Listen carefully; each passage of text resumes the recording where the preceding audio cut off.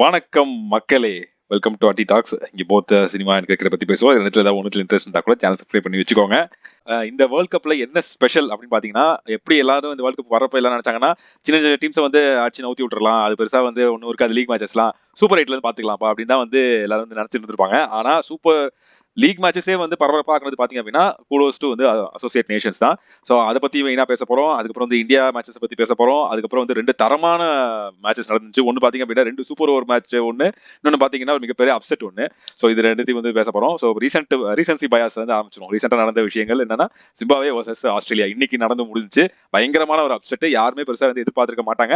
But வந்து 2007ல இதே மாதிரி நடந்திருக்குது. T20 எப்பப்பெல்லாம் வந்து வேர்ல்ட் கப் ஜிம்பாப்வே வந்து ஆஸ்திரேலியா கூட விளையாடுறாங்களோ அப்பெல்லாம் வந்து ஆஸ்திரேலியா தோத்தாம போயிருக்காங்க அப்படின்ற மாதிரி இருக்குது. ஸோ அந்த ரெக்கார்டு வந்து இன்னைக்கு கண்டினியூ ஆயிருக்குது. ஸோ அதை பத்தி நீங்க வந்து சொல்லுங்க. ஃபர்ஸ்ட் இந்த மேட்ச்ல வந்து எனக்கு ரொம்ப பிடிச்ச விஷயம் வந்து அந்த ஆர் பிரேமதாச கொலம்போ வந்து ஒரு ப்ராப்பர் ஸ்பின் ட்ராக். ஓகேங்களா, இவங்க ஃபுல்லா ஸ்பின்னோட போயிட்டாங்க. மேக்ஸ்வெல்க்கு அந்த பவுலிங் போட்ட அந்த பர்ல் பவுலரா அவருடைய ஃபர்ஸ்ட் ஓவர் போட வந்தாரு. ரொம்ப ஆச்சரியமா இருந்தது. அந்த பிட்ச் வந்து நம்ம சின்ன வயசுல நிறைய ஸ்ரீலங்கன் கிரிக்கெட் பார்த்திருப்போம். நம்ம இந்தியா ஸ்ரீலங்கா போகும்போதும் சரி, இல்ல ஸ்ரீலங்கா வந்து அங்கே யார் குடும்பம் சரி, அந்த pitch proper spin bowling. So coming to India Pakistan மேட்ச்ல கூட ஸ்பின் ஒரு பயங்கர ஒரு இது பிளே பண்ணும். ஸோ ஜிம்பாப்வே மேட்ச் பொறுத்தவரைக்கும் பாத்தீங்கன்னா எனக்கு ரொம்ப இதுவா இருந்தது. ஆஸ்திரேலியாவே நீங்க தோக்கடிச்சிட்டு, எனக்கு பிடிச்ச விஷயம் மேட்சுக்கு அப்புறம் நடந்த ஒரு ரொம்ப பிடிச்ச விஷயம்னா, நீ வந்து one of the greatest team in கிரிக்கெட்லயே நீ தோக்கடிச்சிட்டு, அவங்க அவ்வளோ லைக் ஒரு ஹேண்ட் ஷேக்ஸ் கொடுத்துட்டு தான் போனாங்களே தவிர ஓடி வரல, இது பண்ணல. அவங்களுக்கு தெரியும் நம்ம எண்டிங் வந்து இதோட நிக்க கூடாது, அட்லீஸ்ட் நம்ம அந்த ஒரு நாக் அவுட்ஸ்க்காவது குவாலிஃபை ஆகணும் அப்படின்னு.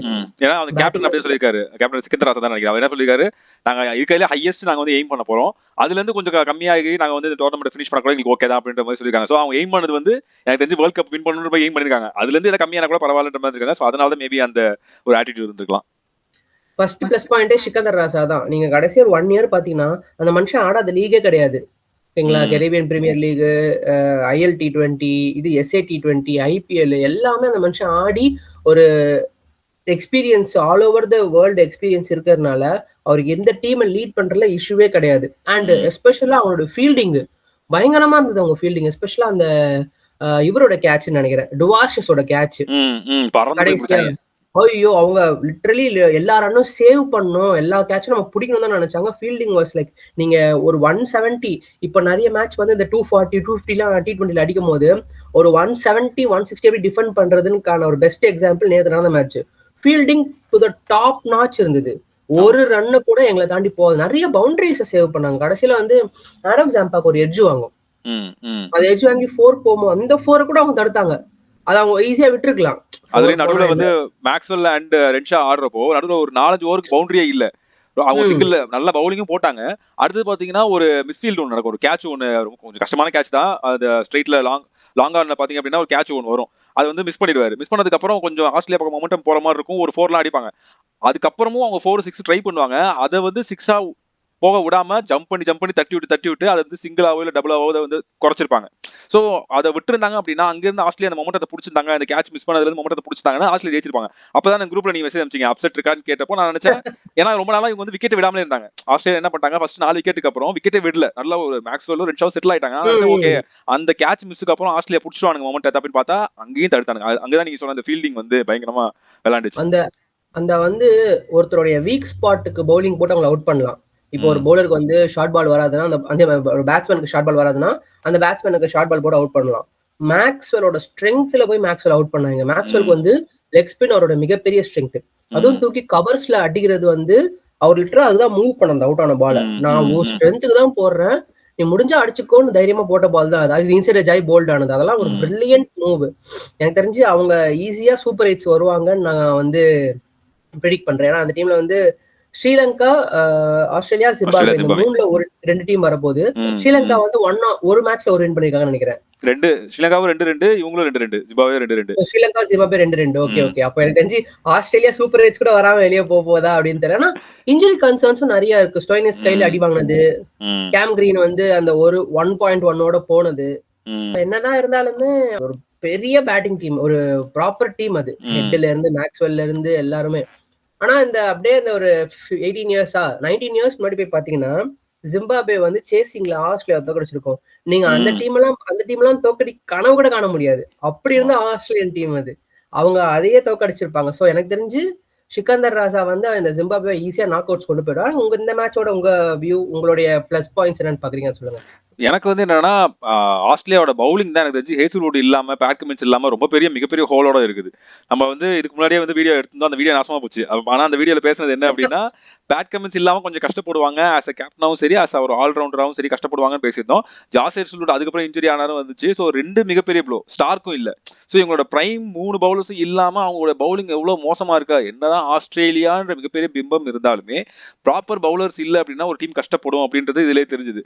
சோ விக்கெட்டே எடுக்க முடியல. ஏன்னா ஜிம்பாப்வே பாத்தீங்கன்னா 10 விக்கெட் எடுத்தானுங்க.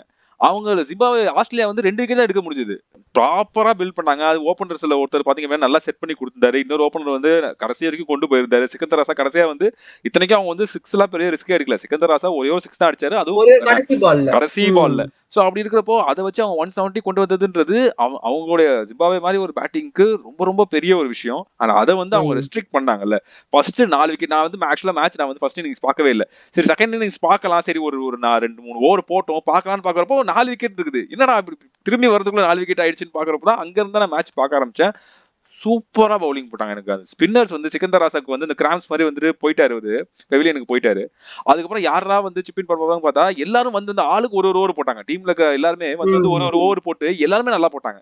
அது டிஃபென்சிவா சில டைம் அது வந்து அந்த டைம்ல டிஃபென்சிவா தான் போட்டாங்க. அந்த இடத்துல நான் கொஞ்சம் பயந்தேன், என்னடா கொஞ்சம் ரிஸ்க் எடுத்து போடலாமோ, பரவாயில்ல 2 6 போனாலும் பரவாயில்ல, மேக்ஸ்வெல் விக்கெட்டோ இல்ல ரென்ஷா விக்கெட்டோ கிடைச்சிருச்சுன்னா அங்கேயே மேட்ச் முடிஞ்சிருச்சு, கொஞ்சம் இவங்க வந்து டிஃபென்சிவா போடுறாங்களோன்னு நினைச்சேன். பட் அதுவா டிஃபென்சிவா போட்டுமே ஒரு 5-6 ஓவருக்கு அப்படியே பயங்கரமா பிரஷரை வந்து ஆட் பண்ணியிருந்தாங்க. அதுக்கப்புறம் நீங்க சொன்ன மாதிரி ஃபீல்டிங் உசுர கொடுத்து பண்ணாங்க. எல்லாமே ஒரு விக்கெட்டும் இம்பார்ட்டன்ட். அது கடைசி விக்கெட் கூட வந்து கையில பால் வந்துருச்சு. 19.3வது பால் பாத்தீங்கன்னா கையில பால் கிடைச்சது, அதை வந்து தூக்கி அடிச்சு ரன் அவுட் ஆக்கி அங்கேயே மேட்சை முடிச்சாங்க. கடைசி விக்கெட் வரைக்குமே அவங்க வந்து ட்ரை பண்ணி ரொம்ப ஃபுல் அண்ட் ஃபுல் வந்து மனசார எஃபர்ட் போட்டாங்க. அதுக்கு தே டிசர்வ் திஸ் விக்டரி அப்படின்ற மாதிரி தான் இருக்கும். என்னதான் இருந்தாலும் ஆஸ்திரேலியா கிட்ட இவங்க இல்ல, ஆஸ்திரேலியா கிட்ட அவங்க இல்லைனாலுமே பேட்டிங்ல பாத்தீங்க அப்படின்னா அவங்க வந்து ஆஸ்திரேலியாவோட பவுலிங்க வந்து ஒரு 250-300 அடிக்கல. 170ன்றது ஆஸ்திரேலியா பேட்டிங்க்கு சேசபிள் ஒரு டார்கெட் தான். ஏன்னா Travis head, Tim David, Renshaw, Maxwell, Josh Inglis, Stoinis இந்த மாதிரி சொல்லி பேட்ஸ்மேன் வந்துகிட்டே இருக்காங்க.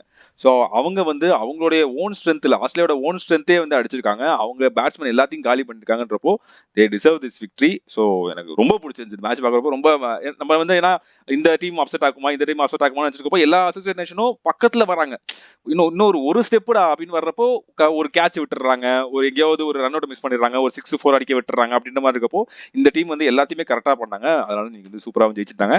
ஆஸ்திரேலியா ரொம்ப லெத்தாஜிக்கா ஆடிட்டாங்களோ மாதிரி இருந்துச்சு. ரொம்ப ஈஸியா வந்து விக்கெட்டை விட்டாங்களோ, ரொம்ப ஆடிக்கலாம். அதுவும் மேக்ஸ்வெல் ரன்ஷா ஆடுறப்போ ரொம்ப டிஃபென்சிவா போயிட்டாங்க. சரி பாத்துக்கலாம், இன்னும் அத்தனை ஓவர் இருக்குன்னு பாத்துக்கலாம் வந்து அதுவே வந்து அவங்களோட கருத்தை கடைசியில நிறுத்திடுச்சு.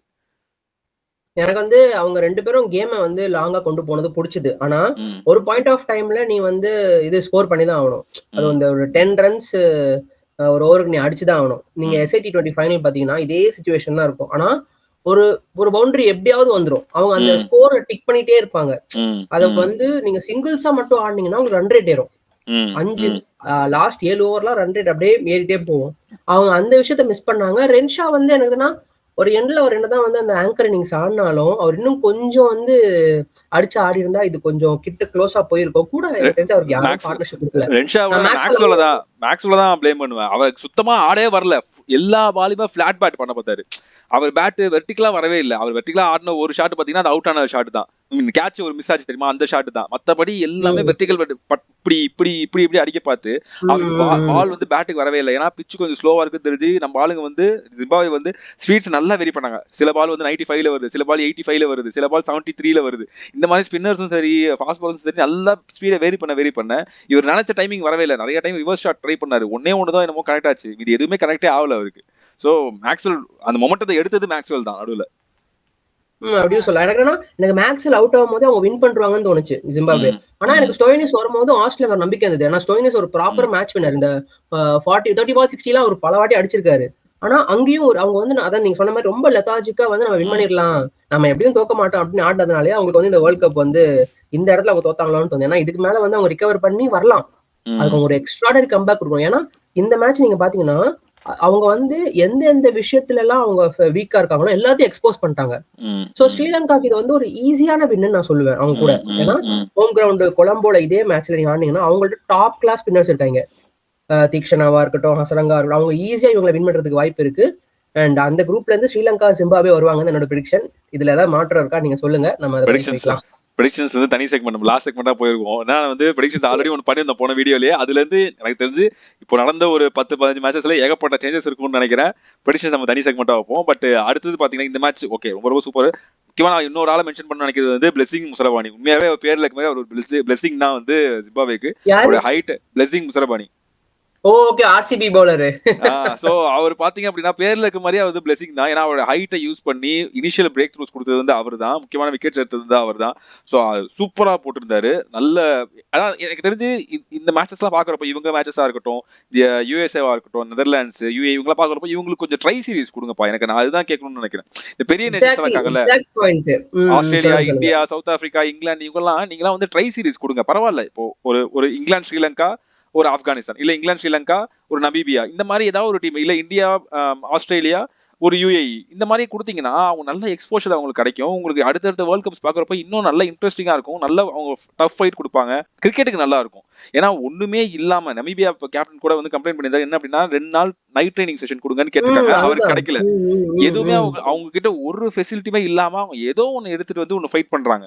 அந்த கேப்டன் வந்து 4 விக்கெட் எடுத்துட்டு போறாரு, ஸ்பின் போட்டு 4 விக்கெட் எடுத்துட்டு போறாரு. சோ அப்படி இருக்கிறப்போ அவங்களுக்கு கொஞ்சம் ஃபெசிலிட்டிஸ் நீங்க கொடுத்தீங்கன்னா, நீங்க போயிட்டு அவங்களுக்கு காசு செலவு பண்ணி அவங்க நேஷன்ல எதுவும் பண்ண முடியாது. அவங்க நம்ம நாட்டுக்கு வர்றப்போ நம்மளால முடிஞ்ச அளவுக்கு பண்ணி கொடுங்கன்றப்போ அது தாராளமா பண்ணா அவங்க இன்னும் கொஞ்சம் நல்லா விளையாடுவாங்க. சோ அது ஒரு விஷயம் இருக்கு. அவங்களுக்கு அந்த பைலேட்டரல் எக்ஸ்போஷர் வேணும் ப்ரோ. ஏன்னா வந்து நீங்க வந்து இப்போ ஒரு 4 வருஷம் முன்னாடி நினைக்கிறேன், அயர்லாண்டுக்கும் இங்கிலாந்துக்கும் வந்து லார்ட்ஸ் டெஸ்ட் நடக்கும்.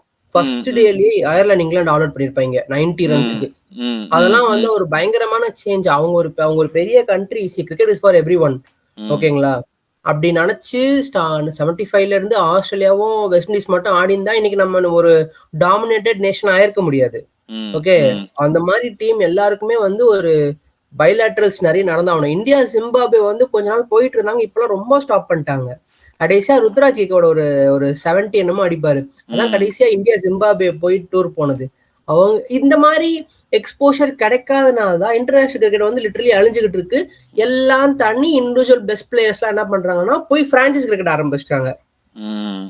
அது நடக்கும். நீங்க சொன்ன இது வெரி குட் பாயிண்ட். அதுக்கு அடுத்து ட்ரை சீரிஸ்னு பேசுறப்போ, பைலேட்டரல் பேசுறப்போ அந்த நம்பர் 2-3 நம்பர் வந்து பயங்கரமா பிளே ஆனது பாத்தீங்கன்னா Afghanistan versus south Africa. 2 super over நடந்துச்சு. அதுல வந்து ஏகப்பட்ட விஷயங்கள் நடந்துச்சு. எனக்கு வந்து அந்த மேட்சை ஃபர்ஸ்ட் பார்த்து முடிச்சதுக்கு அப்புறம் பயங்கரமான ஹார்ட் பிரேக். ஏன்னா குர்பாஸை பாக்குறப்போ பயங்கரமான ஹார்ட் பிரேக் இருந்துச்சு. ஏன்னா ஒரு அந்த லோன் வாரியர், அந்த காட்ல இருக்கிற மாதிரி அந்த ஒரு ஹீரோவோடைய அந்த மீம் எல்லாம் போட்டுட்டு இருந்தாங்க. தனியா ஏகப்பட்ட குதிரை படைகளோட ஆளுங்க வந்துட்டு இருக்கப்போ இவர் மட்டும் கத்தியோட தனியா நிப்பாரு. சோ அந்த மாதிரி மீம் எல்லாம் போட்டு ரெஃபரன்ஸ் எல்லாம் போட்டுட்டாங்க. லிட்டரலி அப்படிதான் பண்ணியிருந்தாரு. ஏன்னா ஃபர்ஸ்ட் அவர் சேஸ் பண்றப்போ 42 பாலுக்கு 84, அவர் கிரீஸ்ல இருக்கிற வரைக்கும் கண்டிப்பா ஈஸியா ஆப்கானிஸ்தான் வந்து ஈஸியா ஜெயிச்சிருவாங்க, கம்ஃபர்டபுளா ஜெயிச்சிருவாங்க அப்படின்ற மாதிரி இருந்துச்சு. ஏன்னா அவர் அவுட் ஆறப்போ ரெக்கவர்ட் ரன் ரேட் வந்து ஜஸ்ட் 8. அங்க இருந்து மேட்ச் வந்தாங்க ஆப்கானிஸ்தான். அதுக்கப்புறம் வந்து 4 பாலுக்கு 4 6 அடிக்கணும்ன்றப்போ 3 6 அடிச்சாரு. பட்டுன்னு வச்சாரு. சரி 4 6 அடிச்சிருவான்டான்னு நினைக்கிறப்போ அது ரொம்ப கஷ்டம் தான். நம்ம எதிர்பார்க்கறதே 3 6 எதிர்பார்த்ததே வந்து பெரிய ஒரு குத்தம் தான். 4 6 எதிர்பார்க்கறது ரொம்ப கஷ்டம் தான். But he tried is best. அந்த மேட்சை முடிச்சுட்டு போய் பேட்டை விட்டு எறிகிறாரு, சேரை தூக்கி அடிக்கிறாரு, போய் ஓரமா உட்காந்து அழுகுறாரு. So we feel for Gurbaz. But நிறைய குளறுபடிகள் நடந்துச்சு. அதை பத்தி ஒன்னொன்னா பேசுவோம். நீங்க சொல்லுங்க. First South Africa batting. நீங்க சவுத் ஆப்பிரிக்கா வந்து இதுக்கு முன்னாடி வீடியோ வந்து மக்களே நீங்க பாத்துட்டீங்கன்னா ப்ரோ வந்து சவுத் ஆப்பிரிக்கா ஃபேவர் பண்ணிருந்தாங்க. அதனாலதான் நான் வந்து தயவுசெய்து தோத்துறாதீங்கடா அப்படி எல்லாருக்கும் வந்து ஆப்கானிஸ்தான் ஜெயிக்கணும், எனக்கு தம்பிகளா கப்படிக்க போறோம், இங்கெல்லாம் தோத்தா வேலைக்கு ஆகுதுன்னு எனக்கு சவுத் ஆப்பிரிக்கா. ஏன்னா ஃபர்ஸ்ட் அண்ட் ஃபார்மோஸ்ட் திங், இப்ப நான் வந்து அவங்க சப்போர்ட் பண்றனால நான் வந்து இந்தியாக்கு அகேன்ஸ்ட் எல்லாம் கிடையாது. எனக்கு சவுத் ஆப்பிரிக்கா டீம்ல நிறைய பேர் ரொம்ப பிடிக்கும். இந்த 11ல ஆடுற டீம்ல நீங்க ஒரே ஒரு விஷயம் பாத்தீங்கன்னா, ஒரே ஒரு பிளேயரால தான் அங்க டிஃபரன்ஸ் நடந்திருக்கு, ட்ரைஸ்டன் ஸ்டப்ஸ். ஓகேங்களா? மனுஷன் வந்து ரொம்ப 2 வருஷமா சவுத் ஏஷியன் கண்டிஷன்ல பீக்ல இருக்காரு. ஏன்னா இவனை விட்டா நீங்க வேர்ல்டு கப் ஸ்குவாட சூஸ் பண்ணீங்கன்ற மாதிரிலாம் இருக்கு எனக்கு கொஸ்டின். ஒரு எக்ஸ்ட்ராடினரி கேட்ச் அந்த ஒரு லாங் ஆஃப்ல. ஓகேங்களா? அதுக்கப்புறம் வந்து ஃபர்ஸ்ட் சூப்பர் ஓவர்ல வந்து 2 6. ஆமா. செகண்ட் சூப்பர் ஓவர்ல 2 6. அதுதான் டர்னிங். செகண்ட் ஒரு 6, அதுதான் டர்னிங் பாயிண்ட். ஓகேங்களா? ஏன்னா வழக்கமா அந்த பிரஷர் டைம்ல தான் சவுத் ஆப்பிரிக்கா வந்து நிறைய ஃபம்பிள் பண்ணி பார்த்திருக்கோம். He is made for this பிரஷர்னு நினைக்கிறேன். எக்ஸாக்ட்லி. அதாவது இப்போ கிரேட்டஸ்ட் பிளேயர் ஏபிடபிள்யூஎஸ் அவர்கிட்ட ஒரே சின்ன மைனஸ் பாயிண்ட், பட் அது ஒரு பெரிய விஷயத்துல நிறைய விஷயத்த பண்ணிருக்குன்னா அது வந்து பிரஷர் சிச்சுவேஷன் ஹேண்டில் பண்றது. அதுக்கப்புறம் வந்த 2 பேர் அந்த இடத்துக்கு வந்திருக்க 2 பேர், பிரேவஸா இருக்கட்டும் ஸ்டப்ஸா இருக்கட்டும், 2 பேருமே அதை ரொம்ப ஈஸியா பண்றாங்க. அண்ட் அவர் எனக்கு தெரிஞ்சு ஸ்டப்ஸ் லிட்டரலி ஆன்கோயிங் மாடர்ன் கிரிக்கெட்ல ஒரு கிரேட்டஸ்ட் ஃபினிஷரா வருவாரு. அதுக்கு சந்தேகமே இல்லை. அவர் நின்று வேணா எனக்கு வந்து சவுத் ஆப்பிரிக்கா கையில இருந்து மேட்ச் 40 செகண்ட் சூப்பர் ஓவர்ல, ஏன்னா யான்சனுக்கு இருந்திருக்கு. ரபாடா பயங்கர அடி வாங்கினாரு. ஓகே, இங்கடி ஓவர் போட முடியாது, ஏன் யான்சனுக்கு கொடுக்கலன்னு எனக்கு கொஸ்டின் தூக்கின்னு போயிட்டு மகாராஜா கொடுக்குறாங்க ஓவரை. எனக்கு சிரிப்பாயிருச்சு. ஏன்னா நபி வந்து நமக்கு நபியை பத்தி நல்லா தெரியும். ஏன்னா 6 பால்ல 24னா 2 6 கனெக்ட் பண்ணா கூட மேட்ச் முடிஞ்சிச்சு. ஃபர்ஸ்ட் 3 பால்ல, அடுத்த 3 பால்ல 12 ரன் ஈஸியா அடிச்சிடலாம். எனக்கு வந்து first ball dot ball Maharaj at the same time Maharaja credits கொடுக்கணும். ஒரு நல்ல பேஸை இழுத்து லைன் லென்த்தை இழுத்து குர்பாஸ் வந்து எந்த இடத்துல அடிக்கிறான்னு ஃபிக்ஸ் பண்ணிட்டாரு. அவர் வந்து என்ன சொல்றது, லெக் சைட் தான் மெயின் பண்றாரு. கொஞ்சம் தூக்கி ஆஃப்ல போட்டாலும் நவுந்து வந்து நேரம் அடிக்கிறாருன்னு சொல்லிட்டு அவர் அவுட் ஆன பாலுமே ரொம்ப அவுட் சைட் ஆஃப், இவர் கண்டிப்பா சுத்த போறாருன்னு சொல்லிட்டு அவுட் சைட் ஆஃப் போட்டு பிளான் பண்ணி எடுத்தது. South Africa win was like ரொம்ப ஹாப்பி எனக்கு. எனக்கு அது என்ன, அவங்க ட்ரை பண்ணாங்க Afghanistan, but they couldn't cross it. ஏன்னா ஃபர்ஸ்ட் அண்ட் ஃபார்மோஸ்ட் வந்து எனக்கு தெரிஞ்சு அந்த ரஷித் கான் பழைய ரஷித் கானா இல்ல. ஓகேங்களா? அந்த வந்து ஓவர் போட்ட ஒரு ஸ்டாக் ஓவர் இருக்கும், இவன் ஓவர ரன்னே வராது. இப்ப நம்ம பும்ரா வச்சிருக்கோம், அந்த மாதிரி ஒரு ஸ்டாக் ரஷித் கானா இல்ல. அடிக்க ஆரம்பிச்சிட்டாங்க, பால் எப்படி ஆகுதுன்னு அவங்களுக்கு தெரிஞ்சிருச்சு. சோ அதுவா இருக்கட்டும், அவங்க வந்து அவங்க ரொம்ப ட்ரை பண்ணாங்க, but they couldn't win it. உங்களுடைய கருத்தை சொல்லுங்க. சவுத் ஆப்பிரிக்கால இன்னொரு ஆள் மென்ஷன் பண்ணணும், யாரு அப்படின்னா, நம்ம இதுக்கு முன்னாடி வீடியோல நான் வந்து சொல்லியிருந்தேன் இவர் மேல கொஞ்சம் நம்பிக்கை குறைஞ்சிட்டே வருது அப்படின்னு, முன்னாடி மாதிரி இல்ல அப்படின்னு. Killer Miller. அது ஃபர்ஸ்ட் இன்னிங்ஸ்ல அவர் ஆடின ஒரு விஷயமா இருக்கட்டும். ஃபர்ஸ்ட் இன்னிங்ஸ்ல பாத்தீங்க அப்படின்னா 15 பாலுக்கு 20 ஆடி இருந்தாரு. அடுத்தது பாத்தீங்க அப்படின்னா லாஸ்ட்ல பாத்தீங்க அப்படின்னா 4 பாலுக்கு 16, செகண்ட் ஓவர், ஐ மீன் செகண்ட் சூப்பர் ஓவர்ல பாத்தீங்க அப்படின்னா 4 பாலுக்கு 16. ஸோ அவருடைய அந்த ப்ரெஷரை ஹேண்டில் பண்ணது இருக்குல்ல, அகைன் இவர் கொஞ்சம் ட்ரை பண்ணியிருந்தா இதுக்கு முன்னாடி T20 வேர்ல்டு கப்பும் இவர் கையில, இவங்க கையில இருந்திருக்கும். பட் ஸ்டில் ஓகே, இந்த இதுல வந்து அந்த ப்ரெஷரை உள்வாங்கிட்டு நல்லாவே வாங்கிடுவாங்க, பிரச்சனை இல்லை. சோ இது சவுத் ஆப்பிரிக்கா பாத்தீங்க அப்படின்னா இவர் ஒரு பக்கம், அண்ட் ஓப்பனிங்லேயே வந்து ஆல்மோஸ்ட் வந்து கொஞ்சம் செட் பண்ணி கொடுத்துட்டாங்க. குவிண்டன் டிகாக்கா இருக்கட்டும், ரிக்கல்டனா இருக்கட்டும், அவங்க 2 பேருமே வந்து பயங்கரமா வந்து பிளாட்ஃபார்ம் செட் பண்ணி கொடுத்துட்டாங்க. மீதி வந்தவங்க எல்லாருமே 10-15 ரன் அங்கங்க அடிச்சு ஓரளவுக்கு வந்து ஸ்கோரை கொண்டு வந்திருந்தாங்க. ஆப்கானிஸ்தான் சைட்ல அகைன் பாத்தீங்க அப்படின்னா வெறும் குர்பாஸ் தான், குர்பாஸ் தான் வந்து ஃபுல்லா இருந்துச்சு. அங்க இருந்து எனக்கு மேட்சை விட்டாங்கல்ல, அதுதான் எனக்கு ரொம்ப இது வருத்தமா இருந்துச்சு. எனக்கு வந்து சவுத் ஆப்பிரிக்கா சைட்ல முடிஞ்ச அளவுக்கு அவங்க எல்லாமே சூப்பரா பண்ணாங்க. அதுல ஒரே ஒரு குறையா இருந்தது, மிகப்பெரிய குறையா இருந்தது என்ன அப்படின்னா, லாஸ்ட் ஓவர் பவுல் பண்ணது ரபாடா. அவர் பண்ண மிஸ்டேக்ஸ்ல அதனால மன்னிக்கவே முடியாது. எத்தனை no ball, 2 no ball, 2 free hit, wide எல்லாமே போடுறாரு. எனக்கு வந்து இது ஓகே, ஒரு நோபால் ஓகே விட்டாச்சு, திரும்பவும் ஒரு நோபால் ஃப்ரீ ஹிட். அவர் பண்ண ஒரே ஒரு நல்ல விஷயம், அந்த ரன் அவுட்டை வாங்கி கரெக்டா அடிச்சது, அந்த பாலை கலெக்ட் பண்ணி கரெக்டா அடிச்சது. அது இல்ல அப்படின்னா கதை அங்கேயே முடிஞ்சிருக்கும். ஏன்னா he is one of the most, என்ன சொல்ல, best bowler all over the world. இந்த மாதிரி சிச்சுவேஷன்லாம் அவர் ஈஸியா ஹேண்டில் பண்ணிருக்காரு. அண்ட் இந்த சவுத் ஆப்பிரிக்கா சைடுல இருந்து பெருசா அதுக்கப்புறம் குறை சொல்றதுக்கு எதுவும் இல்ல. எனக்கு மேபி வந்து செகண்ட் சூப்பர் ஓவர் வந்து மகாராஜுக்கு கொடுக்காம மேபி இங்கிடிக்கோ இல்ல வந்து மீன் ரபாடாவுக்கோ இல்ல வேற யாராவது இல்ல யான்சனுக்கோ, நீங்க சொன்ன மாதிரி யான்சனுக்கோ கொடுத்துருக்கலாம். இல்ல மகாராஜுக்கு கொடுத்தோன்னே ஆப்கானிஸ்தான் ஒரு நல்ல பிளேயர்ஸ் ஆஃப் ஸ்பின், ஸோ அதனால குர்பாஸால கொஞ்சம் ஈஸியா அடிக்க முடியாது. யான்சன் போட்டுருந்தா அவரோட ஹைட்டை யூஸ் பண்ணி மேபி இன்னும் கொஞ்சம் கூட நல்லா போட்டுருக்கலாம், ஈஸியா மேட்சை முடிச்சிருந்துக்கலாம். பட் எனிவேஸ் சவுத் ஆப்பிரிக்காவோட ஃபேவர்ல முடிஞ்சு. ஃபர்ஸ்ட் வந்து சாரி இன்டரப்ட் பண்ணதுக்கு, 2 விஷயம் வந்து அகமதாபாத் பிட்ச்ல 188லாம் ரொம்ப கம்மி, ஈஸி சேசபிள். ஓகேங்களா? எனிதிங் அபவுட் 200 தான் நீங்க ஏதோ ட்ரை பண்ணலாம் டிஃபெண்ட் பண்றதுக்கு. ஒண்ணு.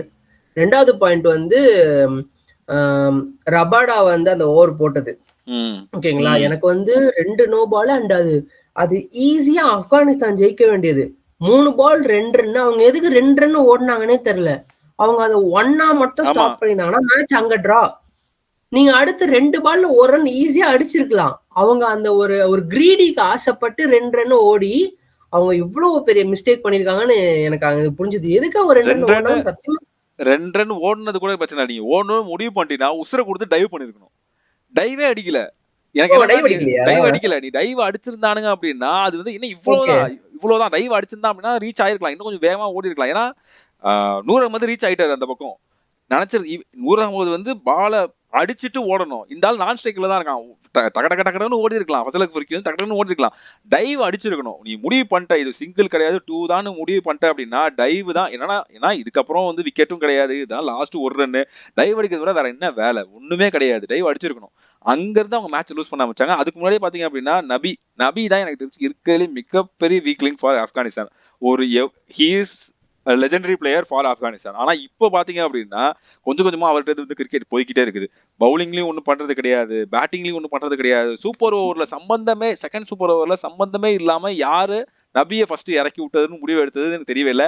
அவனை மட்டும் கையில கொடுத்துருங்க, நம்ம வந்து சமாதானமா போயிடலாம். யாருக்கு பெஸ்ட் டே இருக்கோ அவங்களதான் இறக்கி விடணும். ஓகேங்களா? எனக்கு தெரிஞ்சு நீங்க வந்து இப்ப என்ன கேட்டீங்கன்னா குர்பாஸையும் மேபி ரஷித் கானே இறக்கி விட்டுருக்காங்க. ரஷித் கான் இல்ல அஸ்மத்துல்லா ஓவர் தான் நல்லா தான் அடிச்சாரு. அஸ்மத்துல்லா ஓவர் நல்ல டே. அவரு வந்து ஃபர்ஸ்ட் சூப்பர் ஓவர்ல 6 எல்லாம் அடிச்சாரு. ஆமா, ஓகேங்களா? சம்பந்தமே எனக்கு தான் எதுக்கு நபி வந்தாங்க, எனக்கு நபி மேல நபி ஒரு ஹிட்டர் தான், அதுல மாற்று இல்ல. ஃபர்ஸ்ட் பால் டாட் பால், அது வந்து எனக்கு இவ்வளவு பெரிய டிஃபரன்ஸ் பேட்டுக்கும் பாலுக்கும், இவ்வளவு டிஃபரன்ஸ் இருக்கு பேட்டுக்கும் பாலுக்கும், எங்க கண்ணை மூடிட்டு சுத்துறான். அந்த மனுஷன் பேச இழுத்தாரு. மகாராஜ் வந்து தெரியும் நீ நேரா தான் அடிக்க போறேன்னு, லிட்டரலி ஒரு ரொம்ப ஸ்லோவா ஒரு 80ல போட்டாரு. அவர் சுத்தனே ஃபர்ஸ்ட் பால் டாட் பால், அங்கேயே ஆல்மோஸ்ட் ஆப்கானிஸ்தான் முடிஞ்சிருச்சு. அந்த 4 பால் 4 6 நம்ம வந்து கொண்டு போலாம். மொத்த பிரஷரும் அகைன் இவர் மேல. அந்த பால் மட்டும் 4ஆவது கரெக்டா இருந்தா வின் அகைன்.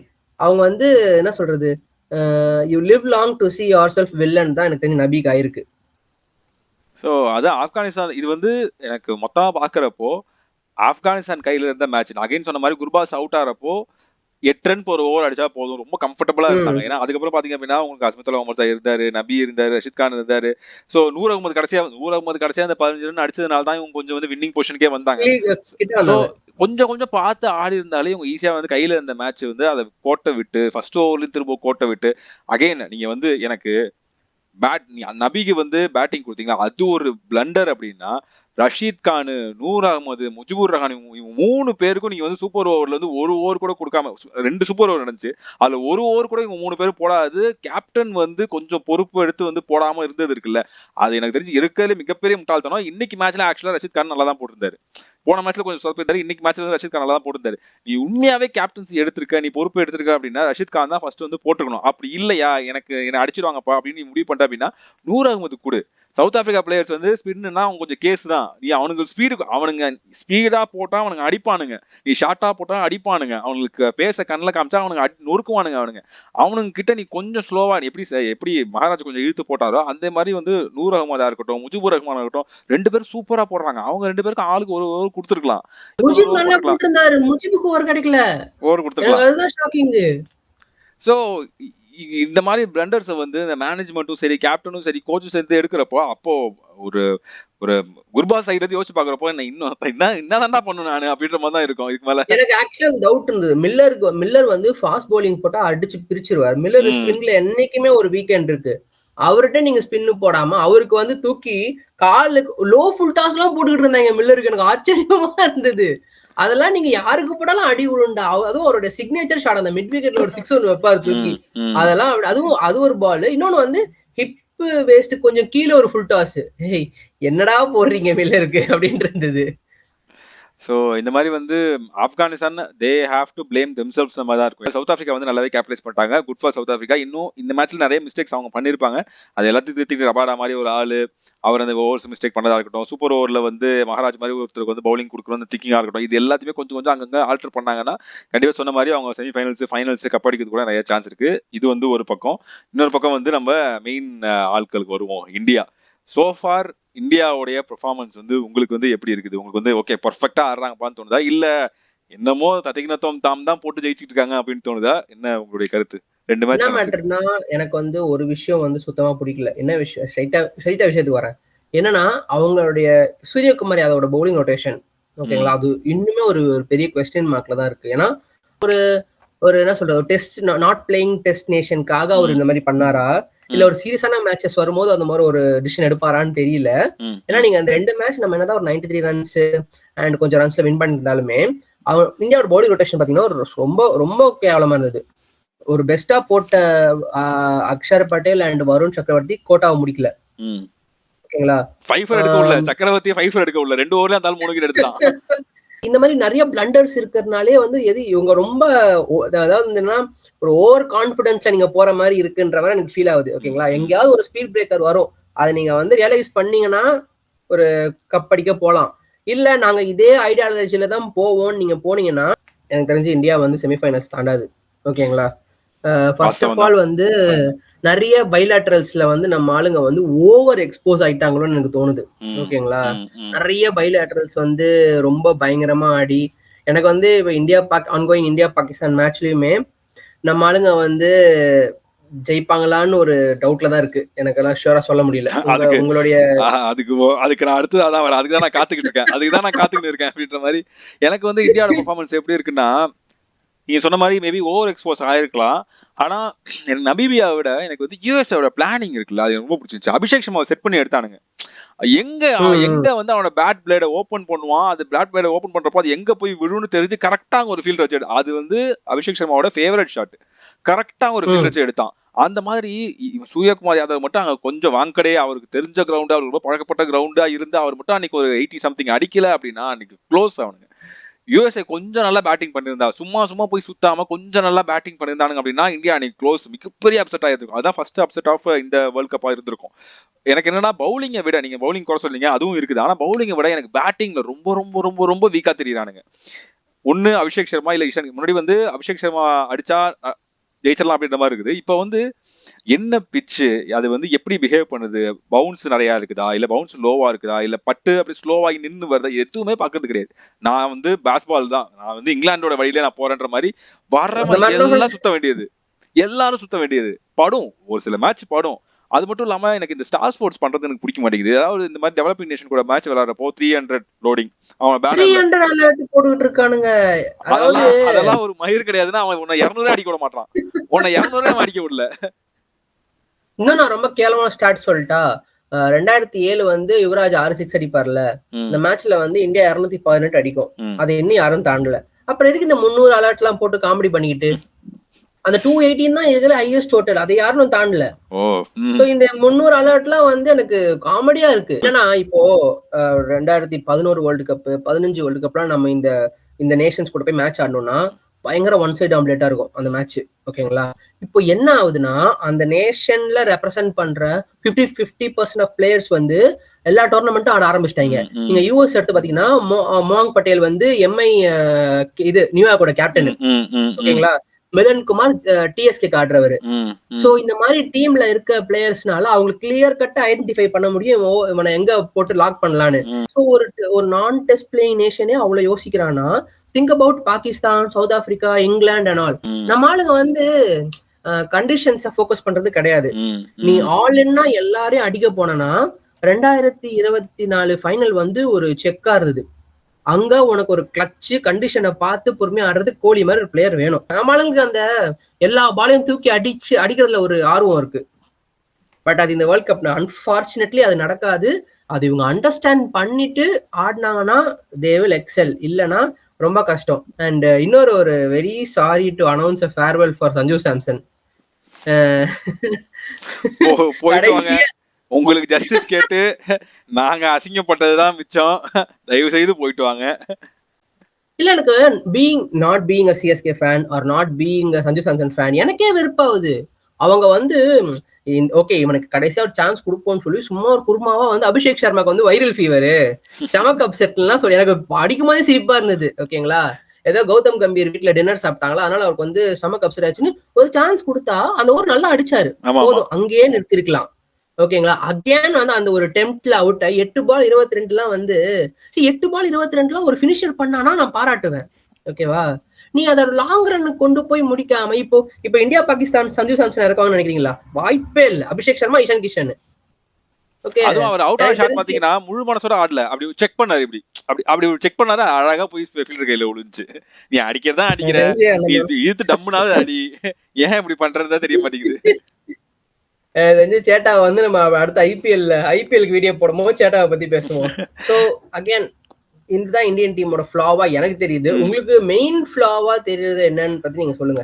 எனக்கு வந்து இவங்களோட பெர்ஃபார்மன்ஸ், உங்களோட பேட்டிங்கை தாண்டி இந்த டீமோட இப்ப இருக்கிற மைண்ட் செட் ஒன்று இருக்குல்ல, இது வந்து பீடாக் சேனல் ஆக்சுவலா வந்து பேசியிருந்தாரு, எனக்கு அதுவுமே கரெக்டாக படிச்சு அதான் சொல்லணும்னு தோணும், அதை ரிப்பீட் பண்ணணும்னு தோணும். என்னன்னா, ஒரு இப்ப இருக்க பிளேயர்ஸ் யாருமே டீமுக்காக விளையாடுறாங்களான்னு கேட்டா நிறைய பிளேயர்ஸ் கிடையாது. இப்போ பும்ராவுக்கு வந்து தெரியும், நான் இந்த மேட்ச் டிராப் ஆனாலும், இந்த மேட்ச் நான் ஒழுங்கா போடனாலும், இந்த மேட்ச் நான் 100 ரன் 4 ஓவர்ல 70 ரன் கொடுத்தாலுமே அடுத்த மேட்ச்ல நான் இருப்பேன்னு எனக்கு தெரியும். பும்ராக்கு தெரியும், ஸ்கைக்கு தெரியும். அந்த மாதிரி மீறி எத்தனை பிளேயர்ஸ்க்கு தெரியும்? அபிஷேக் சர்மாவுக்கு தெரியுமா, இஷான் கிஷனுக்கு தெரியுமா, சஞ்சு சாம்சனுக்கு தெரியுமா, திலக் வர்மாக்கு தெரியுமா, ரிங்குக்கு தெரியுமா, ஹர்திக் பாண்டியா ஓகே, ஹர்திக் பாண்டியாவுக்கே நடுவில் ஒரு டைம் வந்து அவர் இருப்பாரான்னு தெரியாது. சோ இந்த மாதிரி தூபேக்கு தெரியுமா, உனக்கு வந்து அர்ஷதீப்புக்கு தெரியுமா, வருண் சக்கரவர்த்தி யாருக்குமே தெரியாது. சோ இப்ப வந்து உள்ளார வர்றப்பே அவனுக்கு ஒரு ஒரு ஒரு ப்ரெஷர் இருக்கும். நம்ம வந்து டீமுக்காகவும் விளையாடுற மாதிரி விளையாடணும், ஆனா என்னுடைய ரன்ஸையும் நான் வந்து எந்த இடத்துலயும் விட்டு கொடுத்துடக்கூடாது. நான் ஒரு 50 அடிச்சுக்கணும், நான் ஒரு 100 அடிச்சு தேர்த்திக்கணும்னு வர்றப்போ உன்னால டீமுக்காக சாக்ரிஃபைஸ் பண்ணி விளையாடவே முடியாது. உனக்கு அந்த மைண்ட் வந்து போகாது. அந்த இடத்துல கால்குலேஷன், இந்த இடத்துல 1s போகணுமா, 2s போகணுமா, 4 அடிக்கணுமா, 6 அடிக்கணுமான்றது. அதனாலதான் வர்றவன் எல்லாருமே இருக்கிற நான் 10 பால் இருக்கேன்னா நான் 30 ரன் அடிச்சுக்கிறேன் அப்படி போறான்னு எல்லாருமே. நீ வந்து எனக்கு 30 பால் 40 இருந்தாலும் பரவாயில்ல என் ஸ்கோர், ஆனா டீம்ல நான் இருக்க போறேன், இந்த 40 ரன் 30 பால் 40ன்றது என் டீமை காப்பாத்தினா போதும்ன்றது எவனுமே ஆடுறது கிடையாது. சோ அத இந்த மாதிரி மைண்ட் செட், கேவலமான மைண்ட் செட் கொண்டு வந்தது கம்பீர் அந்த மொத்தம் இந்த மேனேஜ்மெண்ட். சும்மா ஆளை மாத்திக்கிட்டே இருக்க வேண்டியது. சஞ்சு சாம்சனுக்கு வந்து நான் முட்டெல்லாம் கொடுக்கல, ஆனா இப்ப ரோஹித் சர்மா இவ்வளவு பேர் லெஜெண்டரி பிளேயரா இருந்தாரு, ஆனா கிட்டத்தட்ட ஒரு பல மேட்சுகளா அவர் ஃபார்ம்லயே கிடையாது, ஆனா அவர் டீம்லயே வச்சே இருந்தாங்க. அவர் வந்து நம்பர் 5ல இறங்கி இருப்பாரு, 6ல இறங்கி இருப்பாரு. அதுக்கப்புறம் பாத்தீங்கன்னா லேட்டரா தான் அவர் வந்து ஓப்பனிங்ல கொண்டு வந்தாங்க. தோனி தான் வந்து லேட்டரா ஓப்பனிங்ல கொண்டு வந்தாங்க. ஏகப்பட்ட சான்ஸ் கொடுத்தாங்க. அப்படி சான்ஸ் நிறைய, அத்தனை சான்ஸ் இப்ப கொடுக்க முடியுமானா தெரியல, ஆனா ஒரு நம்பிக்கை கொடுக்கலாம். ஒரு சீரீஸோ 2 சீரீஸோ 3 சீரீஸோ கண்டிப்பா நீ இருப்பன்ற நம்பிக்கை கொடுக்கலாம், ஆனா கொடுக்கறதே கிடையாது. சோ இது வந்து இன்னைக்கு சஞ்சுக்கு நடந்தது, நாளைக்கு இதே இது அபிஷேக் சர்மாவுக்கும் நடக்கும். அவரும் ஃபெயில் ஆவாரு, அபிஷேக் சர்மாவுக்கும் நடக்கும், இஷான் கிஷனுக்கும் நடக்கும், ஹர்திக் பாண்டியாவுக்கும் எல்லாருக்குமே நடக்கும். சோ இந்த கேவலமான மைண்ட் செட் இருக்கிற வரைக்கும் நீங்க வந்து இது ஒரு பக்கம் இருக்குது. இன்னொரு பக்கம் வந்து நீங்க ஒரு சூப்பர் பவரா இருக்கீங்க, நீங்க வந்து ஒரு கைண்ட் ஆஃப் மோனோபோலியை வச்சுக்கிட்டே நீங்க வந்து வேற எவனுக்குமே சான்ஸ் கொடுக்காம, வேற எவனுமே மதிக்காம திரியிற வைக்கும். உங்க அழிவு உங்க கையில தான். கண்டிப்பா அது வந்து அந்த டிக்ளைன் வந்தே தீரும். அது வந்து மேபி இப்ப அடுத்தது இந்தியா வர்சஸ் பாகிஸ்தான், அவன் பாகிஸ்தான் வெயிட் பண்ணிக்கிட்டு இருக்கான் கொலம்போல. அவன் வந்து ஸ்பின்னர்ஸை வச்சுக்கிட்டு ரெடியா வச்சு பேக்டா வச்சு வெயிட் பண்ணிக்கிட்டு இருக்கான். நீங்க போனீங்கன்னா எனக்கு நான் ஓப்பனா இப்ப நான் ப்ரெடிக்ஷன் கொடுக்கலாம். ப்ரெடிக்ஷன் டைம்ல வரும் அப்படின்னா இந்த ஒரு மேட்சுக்கு இது வரைக்கும் நான் இந்தியா பாகிஸ்தான்ல என்னைக்குமே நான் பாகிஸ்தான் சைடு போனதே கிடையாது. ஏன்னா தெரியும், நாட் பிகாஸ் அவங்க வந்து நம்ம பிக்கஸ்ட் ரைவல்ரி அதனால அவங்க பக்கம் போகவே கூடாது அப்படிலாம் கிடையாது. மோஸ்ட்லி அவங்க டீம் வீக்கா தான் இருக்கும், ஈஸியா நம்ம டீம் வந்து பயங்கர ஸ்ட்ராங்கா இருக்கும். ஆனா இந்த டைம் எனக்கு என்னமோ மனசாட்சி சொல்லுது பாகிஸ்தான் வந்து மேபி ஜெயிக்குமோ அப்படின்னு, நிறைய மிகப்பெரிய எட்ஜ் இருக்குமோ அப்படின்னு. கரெக்ட், ரொம்ப ட்ரூ, ரொம்ப ட்ரூ. ஏன்னா நானும் இந்த ப்ரெடிக்ஷன்ல சொல்லலாம் தான் இருந்தேன். நீங்க ஃபர்ஸ்ட் ஓப்பன் அப் பண்ணதால நான் ரொம்ப I am so glad to open up. எனக்கு வந்து நான் ப்ரெடிக்ஷன் பாகிஸ்தான் சைட்ல வைக்கிறேன். ஏன்னா ஃபர்ஸ்ட் ரீசன், இந்தியா வந்து ரொம்ப இம்மெச்சூர்டா இருக்காங்க. இந்தியன் டீமே வந்து எனக்கு என்னன்னா அவங்களுக்கு வந்து இது வந்து ரொம்ப ஈஸியா நினைச்சிட்டாங்க. ஓகேங்களா, அப்படி கிடையாது. Just because you host a world cup doesn't mean that you will win. ஓகேங்களா, ஸோ இன்னொன்று வந்து இதை விடலாம் ஸ்ட்ராங்கா ஒரு டீம் இருந்து வேர்ல்ட் கப்ல சொதப்பி இருக்கிறதெல்லாம் நம்ம காலகாலமா பார்த்துக்கிட்டு தான் இருக்கோம். ஸோ வந்து இந்த எனக்கு தெரிஞ்சு ஒரு செமிஃபைனல்லையோ இல்ல ஒரு மோஸ்ட் ஹம்பிள், இப்போ சண்டே நடக்க போற மேட்ச் அவங்க தோத்து அந்த ஹம்பிள் ஆனாதான் நம்ம டீமுக்காக ஆடணும்ன்ற ஒரு வெறி வரும். And talking about Pakistan strength, spin bowling, Usman Tariq நண்பர் நின்னுனே போடுவாப்புல. எனக்கு எல்லாருக்கும் வந்து வெறுப்பாகுது. எனக்கு வந்து பாண்டியா இல்லைன்னா வந்து அபிஷேக் சர்மா வந்து உஸ்மான் தாரிக் அடிக்கணும் அப்படின்னு எல்லாரும் கமெண்ட்ல போட்டுக்கிட்டே இருக்காங்க. ஒண்ணுமே நடக்காது. ஓகேங்களா, அவங்க தான் ஜெயிக்க போறாங்க. எனக்கு அவங்க நல்லா ஆடினாலே போதும், இவங்க லூஸ் தரமா ஆடி தோத்துடக்கூடாது. நானும் வந்து பாகிஸ்தான் தான் ப்ரெடிக்ட் பண்றேன். அவங்க கிட்ட பாத்தீங்கன்னா முகமது நவாஸ் மாதிரி, தாரிகா இருக்கட்டும், இந்த மாதிரி நிறைய ஸ்பின்னர்ஸ் இருக்காங்க. எனக்கு என்னன்னா இவங்க இந்தியாவை வந்துட்டு இந்த 200 போஸ்ட் பண்ண விட்டுறக்கூடாது. கொலம்போலாம் அவ்வளவு போவாதுன்னு வச்சுக்கோங்களேன், அது ரொம்ப கஷ்டமான விஷயம். ஒரு 150 to 160ல சுருக்கிட்டாங்கன்னா அது வந்து பாபர் அசம் மாதிரி ஆட்களுக்கு ரொம்ப ஜாலியான ஒரு ஸ்கோர். அந்த பாபர் அசம் பார்த்தீங்கன்னா சும்மாவே டாட் பால் தான் ஆடுவான். அவன் வந்து ஒரு 30 பாலுக்கு ஒரு 40 ரன் அடிச்சு கொடுத்துட்டா போதும், வேற எதுவுமே தேவையில்லை. அவன் எவ்வளவு டாட் பால்லாம் வச்சுக்கிட்டோம், 30 பாலுக்கு 40 அடிச்சிட்டானா மீதி எல்லாருமே வந்து சுத்தி கித்தி அடிச்சு எப்படியோ ஜெயிச்சு கொடுத்துருவாங்க. ஏன்னா இந்த ஃபர்ஸ்ட்ல அந்த பேட்ஸ்மேன் பேர் எனக்கு மறந்து, சைமைபா இருக்கட்டும், அந்த ஃபர்ஹானா இருக்கட்டும், அதுக்கப்புறம் பாத்தீங்கன்னா ஃபர்ஹானா இருக்கட்டும், அதுக்கப்புறம் நவாஸா இருக்கட்டும், கடைசியில வந்து இவர் ஷதாப் கானா இருக்கட்டும், இந்த மாதிரி ஆட்கள் எல்லாம் இருக்காங்கல்ல, இவரு அந்த ஃபஹீம் அஷ்ரஃப், இவங்க எல்லாம் வந்து அடிக்கிறது இருக்குல்ல, இவங்க எல்லாருமே எண்டிங்ல வந்து கொஞ்சம் அடிச்சு கொடுக்குறாங்கல்ல, இவங்களுக்கு இந்த 150 to 160 வந்து கொஞ்சம் நல்லாவே சூட்டபிள் ஸ்கோரா இருக்கும். ஸோ இவங்களுடைய டார்கெட் வந்து அதுதான் இருக்கும். மேபி அவங்க பவுலிங் சூஸ் பண்றாங்க, பேட்டிங் சூஸ் பண்றாங்கன்னு தாண்டி ஸ்கோரை வந்து 160க்கு வச்சுக்கணும்ன்றதுதான் எனக்கு தோணுது. எனக்கு வந்து என்னோட பெர்ஸ்பெக்டிவ் என்னன்னா, பாகிஸ்தான் ஃபர்ஸ்ட் பேட்டிங் ஆடி ஒரு ஸ்கோரை வெஸ்ட் அவங்க வந்து அந்த ஏஷியா கப் ஃபைனல்ல பண்ண அதே என்ன சொல்றது அதே ப்ளூ பிரிண்ட்டை பண்ணிட்டு டக்குன்னு பவர் பிளே 2 ஓவர் 3 ஓவர்ல விக்கெட் எடுத்துட்டாங்கன்னா அவங்க டெஃபினெட்லி இந்த வின்னிங் கார்ட்ஸ் இந்தியாவுக்கு ரொம்ப ப்ரெஷர் வந்துடும். வேர்ல்ட் கப் அதுவும் வந்து கொலம்போல எனக்கு தெரிஞ்சு இப்போ இருக்கிற இந்தியன் டீம்ல எத்தனை பேர் கொலம்போல மேட்ச் ஆடி இருக்காங்கன்னு தெரியல. மேபி ஹார்திக் பாண்டியா ஆடி இருக்கலாம். மத்தபடி ஏன்னா நம்ம ஸ்ரீலங்காவே டூர் போறது இல்ல. ஓகேங்களா? ஏன்னா இந்த மேட்ச்ல எனக்கு ஏன் பாகிஸ்தான் ஜெயிக்கணும்னா இப்போ இந்த மேட்ச் ஆக்சுவலி பாய்காட் பண்ற அளவுக்கு வந்தது ஒரு ஸ்டேஜ்ல. அண்ட் அகைன் பாகிஸ்தான் ரிக்வெஸ்ட் வச்ச நிறைய ரிக்வெஸ்ட் எனக்கு பிடிச்சது. இவங்க சைன் பண்ணணும், இந்தியா சைன் பண்ணணும். ஃபர்ஸ்ட் ரிக்வெஸ்ட் வந்து பைலாட்டரல்ஸை கண்டினியூ பண்ணணும் அப்படின்ட்டு. சோ வந்து இந்த மேட்சுக்கு அப்புறம் நிறைய பைலாட்டரல்ஸ் நடக்கிறதுக்கு வாய்ப்பு இருக்கு இந்தியா பாகிஸ்தான். சோ இதெல்லாம் பார்க்கும்போது எனக்கு பாகிஸ்தான் ஜெயிக்கணும். அவங்க வந்து நம்ம இந்த வியூ சொன்னதுக்கு கமெண்ட்ல கழுவி ஊத்துறதுக்கு வாய்ப்பு இருக்கு. இல்ல ரெண்டு பக்கமும் இருக்குது. எப்படின்னா பாகிஸ்தான் வந்து நிறைய லூஸ்தனமும் பண்றானுங்க, அவங்க வந்து எப்படின்னா நிறைய கோமாளித்தனமும் பண்றானுங்க. ஆனா இன்னொரு பக்கம் பாத்தீங்க அப்படின்னா இந்தியா வந்து ரொம்ப தன்னுடைய சூப்பர் பவர்ஸ் வந்து ரொம்ப நக்கலா யூஸ் பண்றாங்களோ, ரொம்ப நக்கல் பண்றாங்களோ அப்படின்ற மாதிரி இருக்குது. சோ அதனாலயே வந்து கொஞ்சம் நம்ம இந்தியன் டீம் மேலே பாக்குறப்ப வெறுப்பாகுது. இன்னொரு பக்கம் வந்து இந்தியாவுக்கு இருக்கிற மிகப்பெரிய ட்ரம்ப் கார்ட்ஸ் பாத்தீங்க அப்படின்னா ஒண்ணு அபிஷேக் சர்மா ஆட ஆரம்பிச்சு, அபிஷேக் சர்மாவோ இஷன் கிஷனோ ஸ்கையோ இந்த 3 பேர் வந்து ஆட ஆரம்பிச்சாங்கன்னு எடுத்துக்க முடியாது. ஒரு பக்கம் பவுலிங்ல வருண் சக்கரவர்த்தி மட்டும் இவனுங்க பார்த்து ஆடிட்டானுங்க. 4 ஓவருக்கு 28-30 அடிச்சுட்டானுங்க, விக்கெட் கொடுக்கல அப்படின்னா அங்கேயே இந்தியாவோட கான்பிடன்ஸ் போயிடும், சுத்தமா போயிடும். ஏன்னா பும்ரா வந்து என்னதான் விக்கெட் அவங்க வந்து அடிக்க முடியல கூட விக்கெட் கொடுக்க மாட்டாங்க. இப்ப யாருமே 25-30 அடிச்சிடறாங்க பும்ராவை. சோ அப்படி இருக்கிறப்போ நீ வருண் சக்கரவர்த்தி கொஞ்சம் பார்த்து ஆடிட்ட அப்படின்னா இவங்க 2 பேரும் இந்த 8 ஓவரை பார்த்து ஆடினா மீதி 12 ஓவர்ல நீ அடிச்சுக்கலாம். நீ துபேவை அடிச்சுக்கலாம், நீ ஹர்திக் பாண்டியாவை அடிச்சுக்கலாம். ஹர்ஷதீப் சிங்கை போட்டு பொழக்கிறானுங்க, ஹர்ஷதீப் சிங்கா வச்சு செய்யறானுங்க, நபியாவே வச்சு அடிக்கிறானுங்க. சோ மீதி ஆட்களை வந்து நீ பாத்துக்கிட்டா குல்தீப் யாதவே அடிப்பானுங்க, அக்சர் பட்டேலே அடிக்கிறானுங்க. சோ அப்படி இருக்கிறப்போ அந்த 2 ஓவர் 2 பேரோட ஓவர்ஸ் மட்டும் பார்த்து ஆடிட்டா சூப்பரா இருக்கும். இன்னொரு விஷயம் எனக்கு என்னன்னா அந்த சில பேரோட ஃபார்ம், ரிங்கு சிங்கோட ஃபார்ம் ரொம்ப கவலைக்கிடமா இருக்குது. இந்த வேர்ல்ட் கப் 2 மேட்ச் ஆச்சு, 2 மேட்சுமே ஆடல. அக்சர் பட்டேலோடைய அந்த ஒரு பொசிஷன் இருக்குல்ல, நம்பர் 8ல இறக்கி விடுறாங்க. அவர் அந்த மாதிரி பிளேயரே கிடையாது. அவர் நம்பர் 4 நம்பர் 5 போன T20 வேர்ல்ட் கப்ல எப்படி வந்தாரு, நம்பர் 4 நம்பர் 5ல வந்தாரு. சோ அப்படியே அவரை இறக்கி விடணும். அதுக்கு முன்னாடியே ரிங்கு சிங் இறக்குறது, அவருக்கு முன்னாடியே தூபே இறக்குறதுலாம் வந்து எனக்கு தெரிஞ்சு ஒத்தே வராது. சோ இந்த தூபேவுடைய ஃபார்ம், இந்த மாதிரியான சில பேரோட ஃபார்ம்லாம் இருக்குல்ல, அது வந்து கண்ணாப்பிலான்னு இருக்க மாதிரி இருக்குது. ஒரு வேர்ல்ட் கப்புக்குள்ள வந்துமே நான் ட்ரை பண்ணிக்கிட்டே இருக்கேன்ற மாதிரி ட்ரை பண்ணிட்டே அந்த ரோல் எங்க இறங்கி ஆடுறதுன்னு ப்ராப்பரா தெரியல. இதுதான் என்னோட ரோல், ஃபிக்ஸ்டு ரோலே கிடையாது. ஒரு மேட்ச் அக்ஷர் பட்டேல் 1 டவுன் வருவாரு, ஒரு மேட்ச் திடீர்னு 8ல வருவாரு.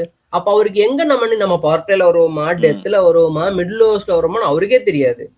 இதுக்கு அடுத்தது வாஷிங்டன் சுந்தர் உள்ளார வரப்போறன்னு சொல்றாங்க. அவர் எங்க ஆடுவாரு, அவருக்கு எப்ப பவுலிங் கொடுப்பாங்க, பவுலிங் கோட்டா முடிப்பாங்க. ஏன்னா கொலம்போல ஆட போறாங்கனால எதிர் குல்தீப் இல்ல வாஷிங்டன் சுந்தரோ வருவாங்க அப்படின்ற மாதிரி பேசிருக்காங்க. சோ அவங்க இப்போ வாஷிங்டன் சுந்தர் வந்து அவர் இன்னும் நம்பர் 9 நம்பர் 10ல வருவாரு போல. அவர் எப்படி எந்த மாதிரியான ஒரு மைண்ட் செட்ல போறாங்கன்றது தெரியல. சோ இது இன்னொரு பக்கம் பாகிஸ்தான் வந்து அவங்க வந்து ஓகே அவங்களும் கொஞ்சம் திணறாங்க தான். அப்போ அந்த சின்ன சின்ன நேஷன்ஸ் கூட திணறாங்க தான். ஆனா அவங்க கொஞ்சம் செட்டில்டா இருக்கு. இதான் பேட்டிங் லைனப், இப்படிதான் நான் போறேன். இதே பவுலர்ஸ் வந்து கொஞ்சம் செட்டில்டா இருக்கானுங்க. மேபி அது அவங்களுக்கு ஹெல்ப் பண்ணுமோன்னு தோணுது. இது வந்து அவங்க 11ல ஃபிக்ஸ்ட் ஆயிட்டாங்க. ஃபார்ம் மட்டும் அவங்க கொண்டு வந்துட்டாங்கன்னா அவங்க ஈஸியா பண்ணலாம். சைம் அயூப் வந்து எனக்கு தெரிஞ்ச ஒரு ஃபர்ஸ்ட் ஒரு பவர் பிளேல போடும்போது சும்மா போடுறாரு நினைச்சேன். பட் அந்த மனுஷன் நல்லா போடுறாப்ல. எனக்கு தெரிஞ்சு நம்ம இந்தியா மேட்ச்ல அவர் போறதுக்கு நிறைய சான்ஸ் இருக்கு. ஓகேங்களா? ஸோ அவங்கள்ட்ட ஸ்பின் வந்து ஒரு நல்லாவே இருக்கு. நம்ம டீம்லயுமே எனக்கு தெரிஞ்சு சிவம் துபே உட்கார வச்சுட்டு ஒரு ஸ்பின்னரை கொண்டு வருவாங்கன்னு நான் நினைக்கிறேன். ஸோ 3 ஸ்பின் ஆப்ஷன் போவாங்க. Varun, Axar, either Kuldeep or Washington. Again Washington தான் எடுப்பாங்க. ஏன்னா வாஷிங்டனுக்கு பேட்டிங் எபிலிட்டி இருக்கனால. எனக்கு எப்படி தோணுதுன்னா துபே இருப்பாரு, ஹர்ஷதீப்பை தூக்கிட்டு ஒரு ஸ்பின்னர் கொண்டு வாங்கன்னு தோணுது. ஏன்னா ஹர்ஷதீப் வந்து அடி வாங்கிட்டு இருக்காருல்ல. ஸோ ஹர்ஷதீப்பை தூக்கிட்டு பாண்டியா, பும்ரா அண்ட் துபே இவங்க 3 பேரும் பேச அட்டாக்கா இருந்துட்டு ஏதர் குல்தீப் ஆர் வாஷிங்டன் சுந்தர், வருண் சக்கரவர்த்தி, அக்சர் பட்டேல் இவங்க 3 பேரும் வந்து 3 ஸ்பின்னர்ஸ் 3 ஃபாஸ்ட் பவுலர்ஸ் கூட போலாம். ஹர்ஷதீப் தூக்கிட்டா பவர் பிளேல 2 பேர் தான பவுலிங் போடுவாங்க. ஆமா அதனால இந்த டைம் பாத்தீங்க அப்படின்னா துபேக்கு ஓவர் கொடுத்து பார்த்தாங்க. இல்லன்னா வருண் சக்கரவர்த்தி கூட ஓவர் கொடுப்பாங்க, இல்ல அக்சர் பட்டேலுக்கு ஓவர் கொடுப்பாங்க. வாஷிங்டன் சுந்தர் ஓவர் போடுவாரு. பவர் பிளேல வாஷிங்டன் சுந்தர் கொண்டு வந்தீங்க அப்படின்னா அவர் நல்லா ஓவர் போடுவாரு. இப்படியே அவங்க போலாம். தெரியல, லெட்ஸ் see. அது ஒரு பக்கம் இருக்குது. எனக்கு வந்து நம்ம 2 பேரும் ஒரே வியூல தான் இருக்கோம் இந்தியா பாகிஸ்தான் மேட்சுக்கு. சோ மேட்ச் எப்படி போகுதுன்னு பாப்போம். சோ இது எல்லாமே ஒரு பக்கம் இருக்கு. இன்னும் அடுத்தது இன்ட்ரெஸ்டிங்கான மேட்ச் வந்து நினைச்சேன் அப்படின்னா வெஸ்ட் இண்டீஸ் வித் இங்கிலாந்து. நம்ம வந்து போன இதுல வந்து நீங்க சொல்லியிருந்தீங்க ஏதாவது ஒரு டீம் வந்து உங்க சர்ப்ரைஸ் பண்ணும் அப்படின்னா எந்த டீம் சர்ப்ரைஸ் பண்ணணும், நீங்க வந்து வெஸ்ட் இண்டீஸ் வந்து சொல்லியிருந்தீங்க. வெஸ்ட் இண்டீஸ் வந்து பயங்கரமா ஜெயிச்சிருந்தாங்க. ஆமா, அது பயங்கரமா வந்து இங்கிலாந்து கூட வந்து ஜெயிச்சிருந்தாங்க. சூப்பரா விளையாண்டாங்க. கொஞ்சம் ஓப்பனிங் மட்டும் அவங்களுக்கு கொஞ்சம் செட் ஆயிடுச்சு அப்படின்னா சூப்பரா இன்னும் ஈஸியா ஒரு 200+ அடிக்கக்கூடிய ஒரு டீமா இருப்பாங்க. ஸோ அது ஒரு பக்கம் இருக்குது. ஸோ இப்போ வந்து நம்ம ப்ரெடிக்ஷன் டைமுக்கு போயிடலாம். எல்லா குரூப்ல இருந்தும் எந்தெந்த 2 டீம் வந்து சூப்பர் 8 போவாங்க, அங்கேருந்து வந்து யார் வந்து அடுத்த ஃபோர்ஸ்க்கு போவாங்கன்றத பார்த்துடலாம். இப்போ குரூப் ஏ நம்ம India, Pakistan, USA, Netherlands, Namibia. எனக்கு இது தெரிஞ்ச ஒரு விஷயம் தான் நினைக்கிறேன். இந்தியா அண்ட் பாகிஸ்தான் தான். India and Pakistan. எனக்கு உங்களுக்கு தெரிஞ்சு வேற டீம் சர்ப்ரைஸ் பண்ணாதா? இந்த குரூப்ல எனக்கு தெரிஞ்சு யுஎஸ் வந்து 93 ரன்ஸ்ல வின் பண்ணிருக்கு. இன்னும் யுஎஸ் வந்து நமீபியா கூட மேட்ச் இருக்கு. ஆமா, ஆல்ரெடி 2 மேட்ச் தோத்துட்டாங்க. இப்போ இந்தியா பாகிஸ்தான் ஏதாவது ஒரு மேட்ச் ஜெயிச்சா கூட அவங்க கொஞ்சம் அட்லீஸ்ட் ரன் ரேட் வைஸா கூட ஜெயிச்சிடலாம். ஏன்னா இந்தியா வந்து +3.05 இருக்காங்க. அவங்க கண்டிப்பா தோக்கிறதுக்கு ஹெல்மெட் ஆகிறதுக்கு சான்ஸே இல்லை. பாகிஸ்தான் எனக்கு தெரிஞ்சு இதுக்கப்புறம் ஏதோ ஒரு டீம், இன்னும் இந்தியா மட்டும் தான் பெரிய டீம். அவங்க ஆல்ரெடி நமீபியா கூட மேட்ச் இருக்கு. எனக்கு இந்தியா பாகிஸ்தான் தான் ஷூரா. இந்தியா பாகிஸ்தான் தான் ஷூரா இருப்பாங்க. அடுத்தது பாத்தீங்க அப்படின்னா இது கொஞ்சம் இன்ட்ரெஸ்டிங்கா இருக்கும். Sri Lanka, Zimbabwe, Australia, Ireland, Oman. Group B. Zimbabwe sure bro. ஷூரா சொல்றேன். என்னடா ஸ்ரீலங்கா நல்ல ரன் ரேட் வச்சிருந்தாலுமே எனக்கு தெரிஞ்ச வரைக்கும் ஜிம்பாப்வே ஷூர்.